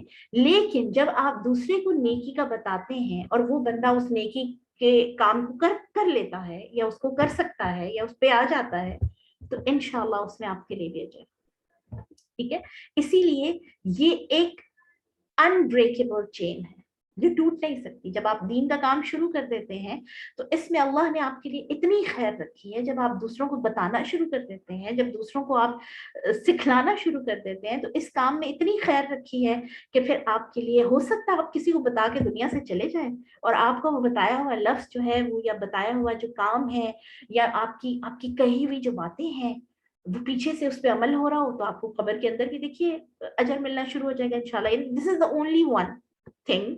یہ ایک اکلوتی ایسی چیز ہے جو نیک اولاد کے بعد آپ کو فائدہ دے سکتی ہے جب آپ دنیا میں ہوں گے بھی نہیں، ہے نا. تو ہمیں بڑی اس کے اوپر کیئرفلی اس پہ غور کرنا چاہیے کہ ہم ضرور ان لوگوں میں سے خود بھی شامل ہوں، اور اپنی اولادوں میں سے. جو پہلی آیت آج ہم نے پڑھی ہے نا، لن تنالوا البر حتى تنفقوا مما تحبون، اس میں ہمیشہ خواتین سے یہ بھی بات کہتی ہوتی ہوں کہ آپ کا جو بچہ، یعنی اپنی بیسٹ چیز کو اللہ کے راستے میں دو. آپ کا جو بچہ سب سے زیادہ لائق ہے، سب سے زیادہ انٹیلیجنٹ ہے، سب سے زیادہ ہارڈ ورکنگ ہے، اس کو دین کا عالم بنا دیجیے. اپنا بیسٹ دینا ہے نا آپ نے. ہمارے ہاں ایک بڑی خرابی تب، یعنی ایک اس کی ایک ریزن یہ بھی ہے، تبھی بھی آئی ہے کہ عموماً ہمارے مدارس میں ان لوگوں کو شامل کر دیا جاتا ہے یا ان لوگوں کو داخل کروا دیا جاتا ہے. اب تو یہ ٹرینڈ کم ہو گیا ہے، لیکن پہلے ایسا بہت ہوتا تھا کہ جو بچے اسکول نہیں چل رہے، جو بچے اسکول میں اچھا نہیں پڑھ پاتے، یا جو بچے باقی معاملات میں کمزور ہیں، ان کو اٹھا کے مدرسے میں داخل کر دو. بھائی مدرسہ جو ہے، دین جو ہے، اللہ کا جو قرآن ہے، وہ تو تمام علوم کی ایک طرح سے جڑ ہے. ٹھیک ہے. وہ ایزی تو نہیں ہے کہ ایک بچہ جو باقی چیزوں میں نہیں چل رہا آپ نے اس کو وہاں لگا دیا. ٹھیک ہے. تو پھر وہی دین کا حال جو ہے ہوگا جو آج ہو رہا ہے. آپ کے جو بیسٹ لوگ ہیں ان کو دین کے فیلڈ میں آنا چاہیے، ان کو دین کی طرف آنا چاہیے، ان کو عالم بننا چاہیے، اور اس کے پھر جو اثرات ہیں وہ آپ دیکھیے گا کہ کتنے میکسیمم ہوں گے. وَلَا تَكُونُوا كَالَّذِينَ تَفَرَّقُوا، ان لوگوں کی طرح نہ بنو جنہوں نے آپس میں فرقے اختیار کر لیے، مختلف گروہوں میں بٹ گئے. وَاخْتَلَفُوا مِن بَعْدِ مَا جَاءَهُمُ الْبَيِّنَاتُ، اور انہوں نے اس چیز کے باوجود کہ ان کے پاس ہدایت آ گئی تھی، کھلی نشانیاں آ گئی تھی، انہوں نے آپس میں اختلاف کیا. وَأُولَٰئِكَ لَهُمْ عَذَابٌ عَظِيمٌ، یہی وہ لوگ ہیں جن کے لیے بڑا عذاب ہے. اب آپ دیکھیے کہ ہم آپس میں ایک ماں باپ کی اولاد ہوتے ہیں، ہم بہن بھائیوں کا آپس میں ایک بات پر اتفاق ہونا مشکل ہوتا ہے. تو کیا ہوتا ہے کہ کیا ہم بہن بھائی ایک دوسرے کو چھوڑ دیتے ہیں، یا ماں باپ اپنے بچوں کو چھوڑ دیتے ہیں کہ یہ ہماری بات نہیں مان رہے یا ہمارے سے اختلاف رکھتے ہیں؟ ایسا نہیں ہوتا نا. تو یہ کیوں ہے کہ اگر ہمیں دین کے معاملے میں کوئی چیز کسی اور طرح سے سمجھ آتی ہے، آپ کو کسی اور طرح سے سمجھ آ رہی ہے، تو اب آپ کا فرقہ الگ ہو گیا، میرا الگ ہو گیا، اب ہم نے تو ایک دوسرے سے دشمنی رکھنی ہے، ایک دوسرے کے ساتھ ہم چل نہیں سکتے، اب ہم فلاں جماعت سے ہو گئے، آپ فلاں سے ہو گئے. ٹھیک ہے. ایسا بالکل بھی نہیں ہونا چاہیے. دین کی انڈرسٹینڈنگ جو ہے اس میں اللہ سبحانہ و تعالیٰ نے اتنی وسعت رکھی ہوئی ہے کہ ہر آپ دیکھیے، میں تو ہمیشہ یہ بات کہتی ہوں کہ آپ اپنی پوری زندگی میں لگا دیں تب بھی دین کی جو سمجھ ہے وہ آپ یہ نہیں کلیم کر سکتے کہ مجھے ساری کی ساری آ گئی. اس لیے اگر آپ کو کسی چیز کی انڈرسٹینڈنگ ڈفرینٹلی آپ نے اس کو پرسیو کیا ہے، اس کو تھوڑا مختلف طریقے سے آپ نے سمجھا ہے، اگر کوئی دوسرا بندہ اس کو کسی اور طریقے سے سمجھ رہا ہے تو وہ ضروری نہیں کہ وہ غلط ہو، اور یہ بھی ضروری نہیں کہ آپ غلط ہو، ہے نا، یہ بھی تو ہو سکتا ہے وہ بھی ٹھیک ہو آپ بھی ٹھیک ہو۔ اسی لیے اللہ سبحانہ و تعالیٰ نے سورہ بنی اسرائیل میں ایک آیت آپ دیکھتے ہیں کہ اللہ فرماتے ہیں کہ قل کل یعمل علی شاکلتی، آپ کہہ دیجیے اے نبی ہر کوئی اپنی انڈرسٹینڈنگ کے مطابق کام کر رہا ہے، فربکم اعلم بمن هو اہدی سبیلا، تمہارا رب جانتا ہے کہ کون زیادہ سیدھے رستے پر ہے۔ ٹھیک ہے، تو اختلاف یا ڈفرنس آف اوپینین، اس کی وجہ سے ایک دوسرے سے نفرت کرنا، ایک دوسرے کو دین سے خارج سمجھنا کہ تم چونکہ مجھے یہ بات اس طرح سمجھ میں آئی ہے تو میں دیندار ہوں، اور تمہیں اس طرح سمجھ آئی ہے اور تم جو ہے وہ دین سے باہر ہو، یہ بہت اللہ کو ناپسند ہے۔ اور ہمارے معاشرے میں دیکھیے یہی تو وجہ ہے آپس میں ہمارے تفرقوں کی، اور یہی وجہ ہے کہ آج ہم کمزور ہیں۔ اور یہ بھی ذہن میں رہے کہ یہ بات فروعات کے بارے میں ہو رہی ہے۔ فروعات کہتے ہیں کہ جو ایکسٹینڈڈ ورژن ہے دین کا، جو چھوٹی چھوٹی چیزیں ہیں جو فرائض نہیں ہیں۔ فرائض میں کوئی اختلاف قابل قبول نہیں، فرائض سب کے لیے سیم ہے، 5 نمازیں ہیں، رمضان کے روزے ہیں، وہ جو ہے نا خمسۃ ارکان فی دین، 5 ارکان ہیں جو دین کے، ان میں کوئی اختلاف قابل قبول نہیں ہے۔ یہ ہو نہیں سکتا کیونکہ جی میں تو 2 نمازیں میں سمجھتا ہوں 2 فرض ہیں، یہ نہیں ہو سکتا۔ اختلاف فرائض میں تو کسی کے ہاں بھی نہیں ہے۔ ہم سارے جو اسکول آف تھاٹس اگر اکٹھے ہو جائیں، سارے فرقے اکٹھے ہو جائیں، وہ سارے اس چیز پر دیکھیے ایگری کرتے ہیں کہ اللہ سبحانہ و تعالیٰ کی ایک ہی ذات ہے، اور نبی صلی اللہ علیہ وسلم آخری نبی ہے، اور قرآن اللہ کا کلام ہے۔ ٹھیک ہے، اسی طرح جو باقی فرائض ہیں ان میں بہت کم اختلاف ہے باقی چھوٹی چھوٹی چھوٹی چھوٹی چیزوں میں، اور ان میں ہم نے اختلاف کے بعد جب فرقے اتنے زیادہ اسٹرانگ قسم کے ڈس ایگریمنٹ کے ساتھ ایک دوسرے سے نفرت کے ساتھ بنا لیے، تو پھر آج ہم آپ دیکھیے کہ کتنے تنکوں سے بھی زیادہ ہلکے ہو گئے ہیں، اور ہمیں ہر کوئی تر نوالا سمجھ کے جو ہے آرام سے چبا جاتا ہے۔ یوم تبیض وجوہ وتسود وجوہ، اس دن جس دن کچھ چہرے روشن ہوں گے، چمک رہے ہوں گے، اور اس دن کچھ چہرے سیاہ ہوں گے۔ فَأَمَّا الَّذِينَ اسْوَدَّتْ وُجُوهُهُمْ، تو وہ لوگ جن کے چہرے سیاہ ہوں گے، یہ کون لوگ ہیں؟ أَكَفَرْتُمْ بَعْدَ إِيمَانِكُمْ، ان سے کہا جائے گا کہ کیا تم ایمان لانے کے بعد کفر میں لوٹ گئے؟ فَذُوقُوا الْعَذَابَ بِمَا كُنْتُمْ تَكْفُرُونَ، اب تم عذاب کو چکھو اس وجہ سے کہ تم انکار کرتے تھے اللہ کی آیات کا۔ وَأَمَّا الَّذِينَ ابْيَضَّتْ وُجُوهُهُمْ، اور وہ لوگ جن کے چہرے روشن ہوں گے، چمکدار ہوں گے، سفید ہوں گے، ففی رحمت اللہ، تو وہ اللہ کی رحمت میں ہوں گے۔ اللہم اجعلنا منہم، اللہ ہم سب کو ان میں سے شامل فرمائے۔ ہم فیہا خالدون، وہ اس رحمت میں ہمیشہ رہیں گے۔ تلک آیات اللہ، یہ اللہ کی آیات ہیں، نتلوہا علیک بالحق، ہم آپ کے سامنے ان کو سچ سچ پڑھ رہے ہیں۔ وَمَا اللَّهُ يُرِيدُ ظُلْمًا لِلْعَالَمِينَ، اور اللہ کسی کے ساتھ بھی، پورے جہان میں سے کسی کے ساتھ بھی ظلم کا ارادہ نہیں کرتا۔ وَلِلَّهِ مَا فِي السَّمَاوَاتِ وَمَا فِي الْأَرْضِ، اللہ ہی کے لیے ہے جو کچھ آسمانوں میں ہے اور جو زمین میں ہے۔ وَإِلَى اللَّهِ تُرْجَعُ الْأُمُورُ، اور جتنے اختلاف کر لو، جتنی آپس میں جھگڑے لڑائیاں کر لو، آخر میں تو سب کے کام اللہ کی طرف ہی واپس جانے ہیں، سب کے سب اللہ کے سامنے پیش ہونے ہیں۔ کنتم خیر امت، تم بہترین امت ہو اے امت محمدی صلی اللہ علیہ وسلم۔ الحمدللہ ہمیں اب بہترین امت کا ٹائٹل مل گیا۔ ہم سے پہلے کن کے پاس تھا؟ بنی اسرائیل کے پاس، جن کے اندر اتنے سارے نبی آئے کہ تم اس وقت کو یاد کرو جب تم پر اللہ نے انعام کیا، کتنی ہم آیتیں پیچھے پڑھ کے آئے نا کہ اس وقت کو یاد کرو جب ہم نے تم پر فلاں انعام کیا، فلاں نعمت کی، لیکن انہوں نے اپنی ہٹ دھرمی کی وجہ سے، اپنے کفر کی وجہ سے وہ اس ٹائٹل سے محروم ہو گئے۔ اب امت محمدی سے کہا جا رہا ہے کہ تم بہترین لوگ ہو۔ کیوں بہترین ہو؟ کیونکہ کچھ اسپیشل ہم اگر ہیں تو کیا ہے ریزن، کیا ہے اس کا؟ اخرجت للناس، کیونکہ تمہیں دوسروں کے لیے پیدا کیا گیا ہے۔ تأمرون بالمعروف، کیا کرنا ہے؟ دوسروں کو اچھائی کا حکم دینا ہے۔ وتنہون عن المنکر، اور دوسروں کو برائی سے روکتے ہو۔ وتؤمنون باللہ، اور اللہ پر ایمان رکھتے ہو، یعنی اللہ پر ایمان تب کمپلیٹ ہوگا جب تأمرون بالمعروف اور تنہون عن المنکر والا کام ہوگا۔ ٹھیک ہے. آج کے دور میں تو یہ بہت امپورٹنٹ چیز ہے جب ہم یہ سمجھتے ہیں کہ religion is your personal matter. ہم یہ سمجھتے ہیں کہ میری وہ جو انڈیویجولزم ہے آج کے دور میں، انفرادیت پسندی، کہ میں بھی ٹھیک ہوں تم بھی ٹھیک ہو، کوئی کسی کے معاملے میں ٹانگ نہ اڑائے، ہر کوئی اپنا اپنا جیسے بھی کر رہا ہے جیسے بھی جی رہا ہے جینے دو، کسی کے معاملے میں آپ جو ہے وہ شامل نہ ہو، ہے نا. اسی طرح آپ میڈیا پہ بھی سننے میں آتا ہے یہ چیز کہ جیو اور جینے دو، ہے نا، جیسے مرضی جی رہے ہو میں جیسے مرضی جیتی ہوں. یہ ہم مسلمان نہیں کر سکتے، ہم اس چیز پر بلیو نہیں کر سکتے. آپ دیکھیے کہ اتنے سارے انبیاء بھیجے گئے ہمارے بڑے پرسنل معاملات کو درست کرنے کے لیے، ہم ان کو کہاں رکھیں گے پھر؟ اگر ہم یہ کہیں کہ ہر کوئی اپنے اعمال کے ساتھ جیسی پسند ہے، جیسی اس کی چوائس ہے، وہ اس زندگی گزارنے کا حق رکھتا ہے، ہم کوئی نہیں ہوتے اس کو منع کرنے والے، تو آپ دیکھیے کہ انبیاء پھر اللہ نے کیوں بھیجے؟ 1,24,000 سے زیادہ نبی. کوئی نبی آ رہا ہے آپ کو بزنس کرنا سکھا رہا ہے. حضرت صالح علیہ السلام کی قوم میں مسئلہ تھا کہ وہ فیئر نہیں تھے اپنی ڈیلنگز میں، ٹھیک ہے.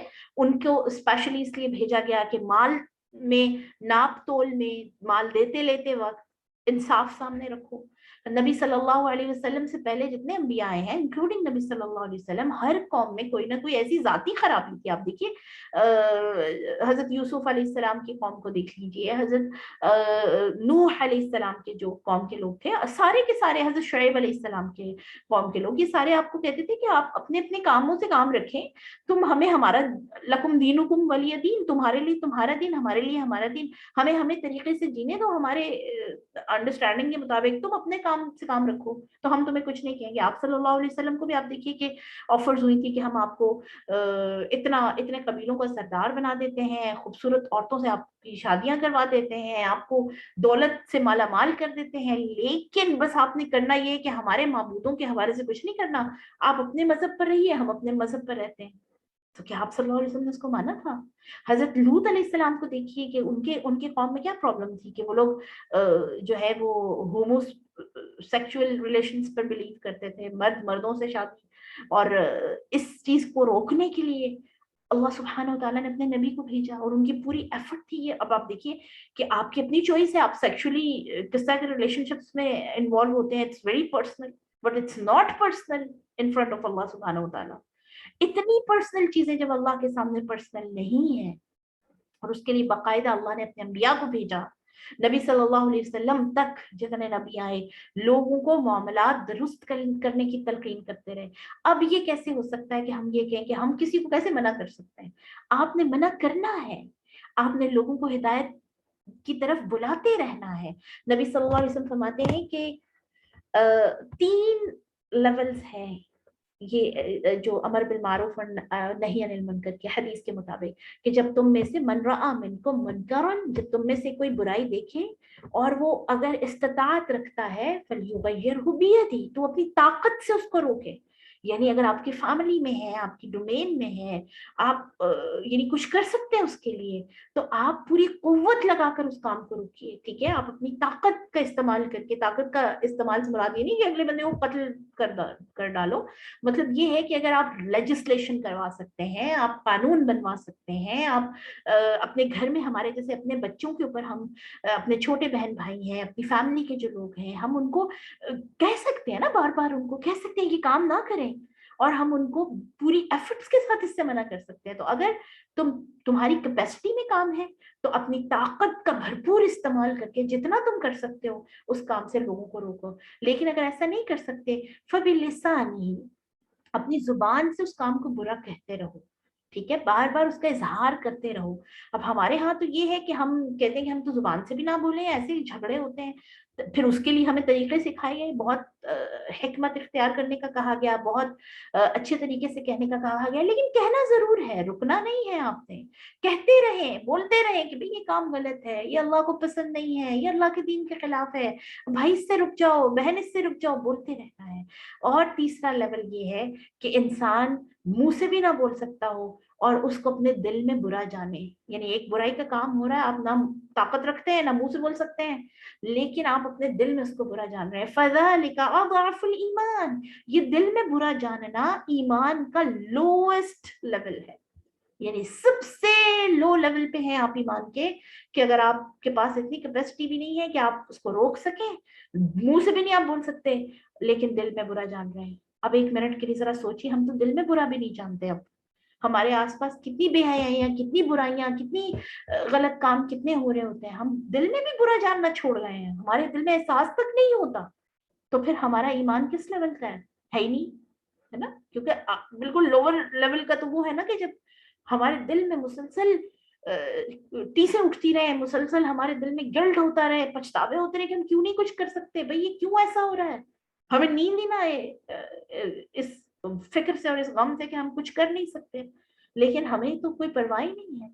اللہ سبحانہ و تعالیٰ یہ ہمیں ریمائنڈ کروا رہے ہیں کہ تمہاری زندگی کا مقصد یہ ہے، دس از پرپز آف یور لائف، کہ تمہیں لوگوں کے لیے پیدا کیا گیا ہے، تم نے لوگوں کا احساس کرنا ہے، خیال کرنا ہے، ان تک اللہ کے دین کو پہنچانا ہے، غلط کام سے ان کو روکنا ہے. وَلَوْ آمَنَ أَهْلُ الْكِتَابِ، اگر اہل کتاب ایمان لے آتے، لَكَانَ خَيْرٌ لَهُمْ، تو یہ ان کے لیے بہت اچھا ہوتا. مِنْهُمُ الْمُؤْمِنُونَ، اکثر لوگ ان میں سے ایسے ہیں کہ جو مومن ہیں، اور اکثر ان میں سے کچھ لوگ ایسے ہیں جو مومن ہیں، وہ اکثرهم الفاسقون، اور اکثر ان کے فاسق ہیں. اب اس آیت کو ہم پیچھے سے ریلیٹ کریں تو پتہ چلتا ہے اہل کتاب اگر اس بات پر ایمان لے آتے کہ امر بالمعروف اور نہی عن المنکر کرتے رہتے تو یہ ان کے لیے بہتر ہوتا. لیکن چونکہ انہوں نے یہ کام نہیں کیا، ان کو اپنی پڑ گئی، اپنی فکر بس ہر کوئی کرتا رہا، تو اللہ نے ان سے بہترین امت ہونے کا ٹائٹل واپس لے لیا. لَن يَضُرُّوكُمْ إِلَّا أَذًى، یہ آپ کو ہرگز کوئی نقصان نہیں دے سکتے. کوئی کسی کی استطاعت میں ہے نہیں کسی کو نقصان دینا، سوائے تکلیف کے، جو ذہنی تکلیف دیتے ہیں، جو آپ کو باتیں سناتے رہتے ہیں. اس کے علاوہ تو کوئی کسی کو کوئی نقصان نہیں دے سکتا. موت جو ہے نا وہ کوئی کسی کو خود نہیں دے سکتا جب تک اللہ نے اس کے لیے لکھی ہوئی نہ ہو. اس لیے ان سے مت ڈریے. وَإِن يُقَاتِلُوكُمْ يُوَلُّوكُمُ الْأَدْبَارَ، اگر وہ تم سے جنگ کریں گے، يُوَلُّوكُمُ الْأَدْبَارَ، تو وہ تم سے اپنی پشتیں پھیر لیں گے، یعنی وہ ان کے اندر جنگ کرنے کی بھی کیپیسٹی نہیں ہے. ثُمَّ لَا يُنصَرُونَ، اور پھر ان کی مدد نہیں کی جائے گی. ضُرِبَتْ عَلَيْهِمُ الذِّلَّةُ، ان کے اوپر ذلت مسلط کر دی گئی ہے. اینما ثقفوا، جہاں کہیں بھی وہ جائیں گے یہ ذلت، کے اہل کتاب خاص طور پہ یہود کے حوالے سے کہا جا رہا ہے، یہ ذلت ان کے ساتھ رہے گی کہ وہ اللہ کے راستے پر نہیں آئے، اللہ کے دین کو نہیں اپنایا. الا بحبل من اللہ، سوائے اس کے کہ اگر وہ اللہ کی رسی کو پکڑ لیں، وحبل من الناس، اور دیندار لوگوں کے ساتھ اپنے آپ کو جوڑ لیں. وباءوا بغضب من اللہ، اور وہ واپس آتے رہے، لوٹتے رہے اللہ کے غضب کے ساتھ. وضربت علیہم المسکنہ، اور ان پر محتاجی، بیچارگی، غربت مسلط کر دی گئی. اب آپ دیکھیے یہ بھی اللہ سبحانہ و تعالیٰ کے عذاب کی ایک صورت ہے کہ ہم دوسروں کے محتاج رہیں ہمیشہ. ہمیں یہ لگتا ہے کہ ہم دین پر عمل کرنا شروع کر دیں گے تو ہم زمانے سے بہت پیچھے ہو جائیں گے. ہمارے ہاں جو ہے وہ اگر دین کے حوالے سے کوئی قوانین جو ہے وہ اپلائی کر دیے گئے، یا ہم مسلمان اگر اچھے طریقے سے اسلام پر عمل کرنا شروع ہو جائیں گے تو باقی دنیا سے پیچھے ہو جائیں گے، ہے نا، یہ ذہن میں آتا ہے نا.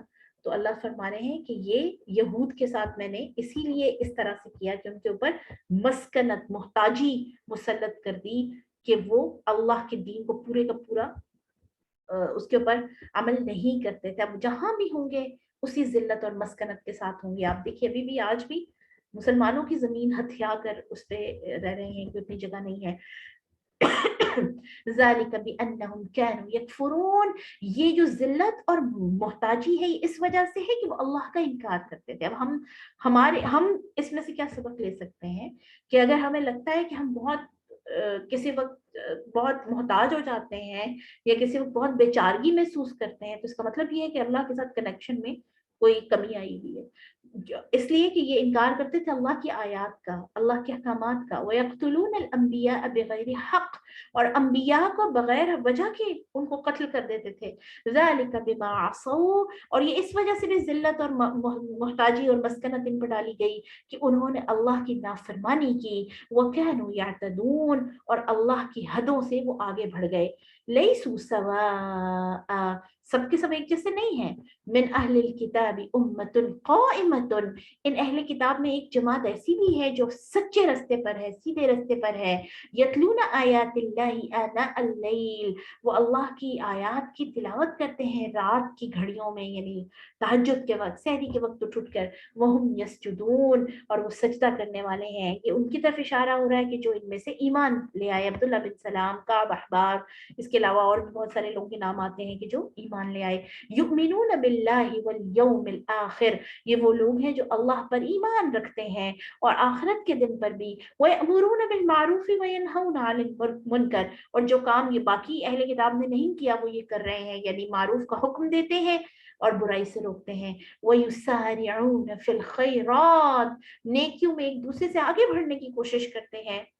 वउलाइका मिनस सालिहीन, यही वो लोग हैं कि जो नेक लोग हैं, नेककार है। नेक बनने के लिए जो आप समझे कि एक कॉमन अंडरस्टैंडिंग ये है, ये जो इस आयत में बयान कर दी गई है वो कौन सी है कि उम्मतुन काइमतुन, कायम रहना हक पर, अल्लाह की आयत की तिलावत करना, रात को उठकर कोशिश करना, ठीक है, जितना हो सकता है, ये फराइज के अलावा की बात है।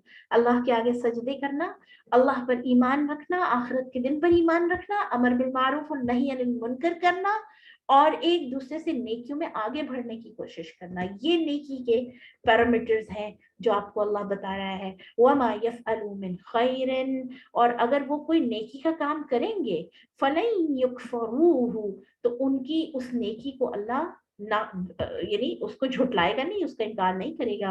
वल्लाहु अलीमुम बिल मुत्तकीन, और ये वो अल्लाह इन मुत्तकीन लोगों को खूब जानने वाला है, यानी ऐसे लोग जो ईमान में दाखिल हो गए और उसके बाद नेकी की, तो अल्लाह उसको जाया नहीं करेगा इस वजह से कि वो पहले काफिर थे। इन्नल्लज़ीन कफ़रू, बेशक जो काफिर हैं, लन तुग़नी अन्हुम अम्वालुहुम वला औलादुहुम मिनल्लाहि शैआ, अल्लाह के अजाब से बचाने के लिए उनके माल या उनकी औलादें अल्लाह के सामने बिल्कुल भी काम नहीं आएंगी। व उलाइका अस्हाबुन नार, असल में ये आग वाले हैं। हम फीहा खालिदून, और उस आग में हमेशा रहेंगे। मसलु मा युनफिकून फी हाज़िहिल हयातिद दुनिया, इनकी मिसाल, यानी ये जो कुफार हैं, इनकी मिसाल जो वो खर्च करते हैं इस दुनिया में सोशल वर्क पर, अच्छे कामों पर, कमसली रीहिन, ऐसी हवा के है, फीहा सर्रुन, जिसमें सर्दी हो, असाबत हर्थ कौमिन ज़लमू, और फिर वो ऐसी खेती, ऐसे लोगों की खेती के ऊपर पहुंचे, ज़लमू अनफुसहुम, जिन्होंने अपने हाथों से अपने आप पर जुल्म किया, फ़अहलकतहु, और फिर उस हवा की वजह से वो सारे के सारे हलाक हो गए।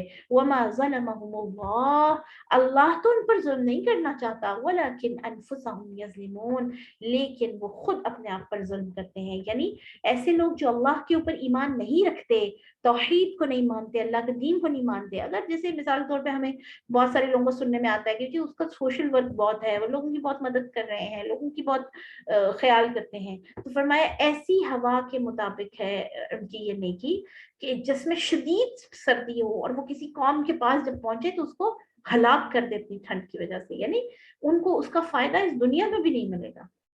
इस दुनिया में भी उसका आप देखिए कि उसका जो वो जो वादा है ना अल्लाह सुब्हान व तआला का, कि जो खर्च करेगा और अल्लाह के रास्ते में उसको डबल और कई गुना ज्यादा अल्लाह ताला करके दे देंगे, तो वो उसकी बरकत से महरूम रहेगा और आखिरत में तो उसका अजर है ही नहीं। तो यहाँ से हमें पता चला कि नेकी करने के लिए सबसे पहला जो काम है, सबसे पहली जो चीज रिक्वायर्ड है या प्री रेक्विजिट है, वो अल्लाह पर ईमान। ठीक है, अगर अल्लाह के साथ ताल्लुक नहीं है, ईमान कमजोर है, आप बाकी जितने भी काम करते रहें उसको उस तरह से फायदा फिर नहीं मिलता। या अय्युहल्लज़ीना आमनू ला तत्तखिज़ू बितानतम मिन दूनिकुम, ए ईमान वालों, अपने लोगों के अलावा यानी मुसलमानों के अलावा गहरी दोस्ती ना रखो। किनसे? जो काफिर हैं, जो अहले किताब हैं, या जो तुम्हारे मुसलमानों के अलावा हैं। ला यअलूनकुम खबाला, तो वो तुम्हारी ना वो कमी करेंगे तुमसे किसी खराबी की, यानी वो तुम्हें जरूर पहुंचाएंगे कोई ना कोई खराबी। आप देखिए कि जितनी भी हम हिस्ट्री में वाकयात देखते हैं कि उम्मतें मुसलमानों की जो खिलाफतें हैं جب جیسے خلافت عثمانیہ ہے یا مغل جو بادشاہت تھی، یا اس سے پہلے خلافت عباسیہ یا خلافت اموی جو دور رہا ہے، مسلمانوں میں سب سے زیادہ نقصان ان لوگوں نے ان کو پہنچایا کہ جو نان مسلم تھے اور بڑے بڑے عہدوں پر انہوں نے ان کو مسلمان بادشاہوں نے ان کو لگا دیا، ان کی آپ دیکھیے کیپیبلٹیز کو دیکھتے ہوئے یا ان کو دیکھتے ہوئے کہ یہ بہت ماہر ہیں اور ان کو بڑے بڑے لیولز کے اوپر اپوائنٹ کر دیا، انہوں نے ہی پھر مسلمانوں کی ہمیشہ پشت پر وار کیا. ٹھیک ہے. تو اسی طرح صلیبی جنگوں کے حوالے سے جب ہم پڑھتے ہیں تو ہمیں پتہ چلتا ہے کہ وہ اپنے لوگوں کو جو بظاہر مسلمان ہو جاتے تھے، جو بظاہر یہ شو کرتے تھے مسلمان ہیں، ان کو مسلمانوں کی سوسائٹی کے اندر انٹر کر دیتے تھے. ٹھیک ہے. یا خواتین سے بھی وہی کام لیتے رہے ہیں، مسلمان بادشاہ جو ہے ایسی خواتین سے شادیاں کر لیتے تھے جو ہوتی عیسائی تھی اندر سے، لیکن بظاہر وہ یہ شو کرتے تھے کہ ہم نے اسلام قبول کر لیا ہے. اور پھر جو وہ خرابی پہنچاتی تھی یا ان کی وجہ سے جو خرابی ہوئی مسلمان پوری ہسٹری میں، وہ آپ جب پڑھتے ہیں تو آپ کے دل دہل جاتے ہیں. وَدُّوا مَا عَنِتُّمْ، وہ دل سے چاہتے ہیں کہ تم مشکل میں پڑو. قَدْ بَدَتِ الْبَغْضَاءُ مِنْ أَفْوَاهِهِمْ، اور یہ بغض ان کے منہ سے بھی، ان کی باتوں سے بھی ظاہر ہوتا ہے. ٹھیک ہے. آپ دیکھیے کہ اس پہ آپ کو بہت ساری، ذرا سا غور و فکر کریں تو ہمیں بہت ساری ایگزامپلس ہسٹری سے مل سکتی ہیں کہ اصل میں جو بھی اللہ کے دین کی وجہ سے آپ سے کنیکٹڈ نہیں ہوتا نا، جو اللہ کو نہیں مانتا، جو اللہ کا نہیں ہے، وہ آپ کا کیسے ہو سکتا ہے؟ ایک سمپل فارمولا ہے. جو اپنے رب کا نہیں ہے وہ آپ کا بھی نہیں ہے. جتنی مرضی آپ اس سے اچھائی کر لیں، جتنا مرضی آپ اس سے ایکسپیکٹ کریں خیر کو، وہ خیر نہیں دے سکتا آپ کو. الکفر ملت واحدہ، کفر سارے کا سارا اسلام کے مقابلے میں اکٹھا ہے. وما تخفی صدورہم اکبر، اور جو ان کے دل میں بغض ہے نا، کچھ تو ان کی باتوں سے پتہ چل جاتا ہے، لیکن جو اندر ہے وہ اس سے بھی زیادہ ہے. قد بینا لکم الآیات، ہمارے ہاں اس چیز کو ریلیٹ ہم اس سے کر سکتے ہیں کہ اکثر نوجوان نسل یہ کہتی ہے کہ پاکستان بنانے کی کیا ضرورت تھی، ہے نا. آج ہم بھی انڈیا میں ہوتے تو جیسے جو ان کی بالی ووڈ کی فلموں میں نظر آ رہا ہوتا ہے، شاید اسی طرح کے عیش و عشرت میں ہم بھی ہوتے. ایسا بالکل بھی نہیں. آج جو ادھر مسلمان رہ رہے ہیں ابھی، آپ ان سے پوچھیے ذرا وہ کس حالت میں ہیں اور کیا کیا ان کو چیزیں سہنی پڑتی ہیں، اور کتنا بڑا احسان ہے اللہ کا ہم پر. یہ ہمارا ملک پاکستان، اللہ اس کو ہمیشہ قائم دائم رکھے اور ہر طرح کی حسد سے اور ہر طرح کی دشمنی اور نظر سے ہمارے ملک کو بچا کے رکھے. یہ اتنی بڑی دولت ہے ہمارے پاس کہ ہم اپنی مرضی سے اس کے اندر، آپ دیکھیے کہ جیسا چاہیں، جس طریقے سے بھی چاہیں اپنے دین پر ہم عمل کر سکتے ہیں. ہمارے ہاں اذانوں کو کوئی منع نہیں کرتا، الحمدللہ ثم الحمدللہ. حجاب کی جو مرضی شکل آپ اختیار کر لیں، ٹوپی والا برقع پہنا ہوتا ہے لوگوں نے، وہ جو شٹل کاک جس کو ہم کہتے ہیں، کوئی بھی ان کو نہیں کچھ کہہ سکتا ہے نا. الحمدللہ حجاب میں ہم ہر جگہ ہر طرف گئے ہیں، ہر طرح کے فورم پر سے ہو کر آئے ہیں. اللہ کا شکر ہے کبھی کسی طرح کی بھی چیز کم مشقت کا سامنا نہیں کرنا پڑا. تو یہ اصل میں جب ہم یہ سمجھتے ہیں کہ پاکستان نہ ہوتا یا ہم کفار کے ساتھ بھی، انڈیا اور ہم ایک ہی جیسے ہیں، ہندو اور ہم ایک ہی جیسے ہیں، ہم ایک جیسے نہیں ہیں. ہمارے درمیان سب سے بڑا فرق جو ہے وہ دین کا فرق ہے. جو علامہ اقبال رحمہ اللہ، اللہ کی رحمتیں ان پر، انہوں نے دو قومی نظریے کی صورت میں جو ہمارے سامنے رکھا تھا نا کہ تم دو الگ الگ قوم ہو بھائی، تمہارا رہن سہن الگ ہے. تم گائے کو ذبح کر کے کھاتے ہو، وہ گائے کی پوجا کرتے ہیں. ٹھیک ہے. یہ کیسے ہو سکتا ہے کہ تم لوگ اکٹھے رہ سکتے ہو؟ یہ ہو نہیں سکتا. تو یہاں اس چیز کی طرف اشارہ کیا جا رہا ہے کہ ان کے دلوں میں جو بغض ہے وہ اس سے بھی زیادہ ہے. قد بینا لکم الآیات ان کنتم تعقلون، ہم تمہارے سامنے یہ کھول کھول کی چیزیں بیان کرتے ہیں تاکہ تم عقل کرو. ہاں انتم اولائی تحبونہم ولا یحبونکم، ہاں تم وہی لوگ ہو کہ تم تو ان سے محبت کرتے ہو، ان جو اہل کتاب سے یا وہ لوگ جو اللہ کے دین کے مخالف ہیں، جو مسلمان نہیں ہیں، لیکن وہ تم سے محبت نہیں کرتے. وَتُؤْمِنُونَ بِالْكِتَابِ كُلِّهِ، حالانکہ تم نے ساری کی ساری کتاب پڑھ رکھی ہے اور تم کتاب پر ایمان رکھتے ہو. کتاب میں تو تمہیں، اللہ کی کتاب میں تمہیں منع کیا گیا ہے اس چیز سے کہ بہت کلوز اپنے ریلیشن شپس ان سے بلڈ نہ کریں. وَإِذَا لَقُوكُمْ، جب وہ تم سے ملاقات کرتے ہیں، قَالُوا آمَنَّا، تو کہتے ہیں ہم بھی اس کو مانتے ہیں بھائی. وَإِذَا خَلَوْا عَضُّوا عَلَيْكُمُ الْأَنَامِلَ مِنَ الْغَيْظِ، جب تم سے الگ ہوتے ہیں تو پتہ ہے کیا کرتے ہیں؟ اپنی انگلیاں کاٹتے ہیں غصے سے کہ کس طرح مسلمانوں کو ہم نقصان پہنچائیں. قُلْ مُوتُوا بِغَيْظِكُمْ، ان سے کہہ دیجئے کہ اسی غصے کے ساتھ تم مر جاؤ گے. ان اللہ علیم بذات الصدور، اللہ دلوں کے بھید جاننے والا ہے. سامنے سے کوئی یہ کلیم کرے بھی کہ ہم مسلمان ہیں، لیکن وہ مسلمان اصل میں مسلمان ہے جو اندر سے، ظاہر باطن جس کا اسلام کو قبول کیے ہوئے ہیں. ٹھیک ہے, یہ منافقین کی خاص طور پر ان آیات میں ان کی طرف اشارہ ہے کہ جو بظاہر یہ کہتے ہیں کہ ہم مسلمان ہیں لیکن اندر سے وہ اسلام کے خلاف ہیں. ان تمسسکم حسنۃ تسؤہم, ایک اور کیٹیگری آپ کو بتائی جا رہی ہے, ان کو جج کرنے کا ایک اور طریقہ بتایا جا رہا ہے کہ تمہیں جب کوئی اچھائی پہنچے تو ان کو بری لگتی ہے. وہ نہیں چاہتے کہ تمہیں کوئی اچھائی پہنچے, تم کسی لیول پر آؤ, تم کسی جو ہے وہ ترقی کرو. ٹھیک ہے, تمہاری ترقی نہیں چاہتے. آج ذرا نظر دوڑائیے پورے دنیا کے اراؤنڈ دی گلوب, کتنے مسلمان ملک ہیں جو بہت زیادہ ترقی یافتہ ہیں, بہت کم ہے نا.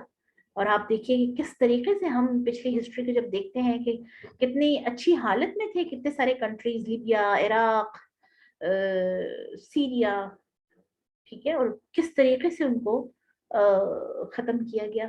یہ کیا ہے؟ یہ وہی دشمنی ہے نا جو تب سے آ رہی ہے. تمہاری ترقی نہیں پسند کرتے, تسؤہم, ان کو برا لگتا ہے. وَإِن تُصِبْكُمْ سَيِّئَةٌ, جب تمہیں کوئی خرابی پہنچتی, کوئی برائی پہنچتی ہے, يَفْرَحُوا بِهَا, اس پہ وہ خوش ہوتے ہیں.